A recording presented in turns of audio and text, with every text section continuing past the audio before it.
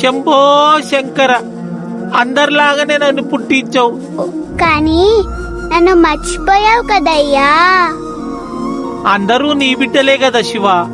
అందులో కొందరిని ఎలా మర్చిపోతావు శివ? జనన మరణాల మధ్య ఎన్నెన్ని బంధాలతో ముడివేస్తావు, ఎన్నెన్ని బాధ్యతలతో ముంచేస్తావు. ఎప్పుడో ఒకసారి నీ గుడికొచ్చే భక్తుల మీద నీకున్నంత ప్రేమ ఎప్పుడూ గుడి బయటనే ఉన్నా నా మీద ఎందుకు లేదయ్యే శివయ్య? ఓ, నేను శుభ్రంగా లేనా నీ కోపం? శ్మశానంలో తిరిగే నువ్వు నాకంటే శుభ్రంగా ఉంటావా? ఒంట్లో శక్తి లేకపోయినా ఎప్పుడూ నీ ప్రాంగణంలోనే ఉంటా కదా శివయ్య. అయినా నీ దర్శన భాగ్యం నాకెందుకు కలిగించవయ్యా శివయ్య? నీవు అడగకపోయినా భక్తులు నీ హుండీని నింపుతారు. నేను ఆకలితో అల్మటిచ్చినా ఎవ్వరూ పట్టించుకోరు.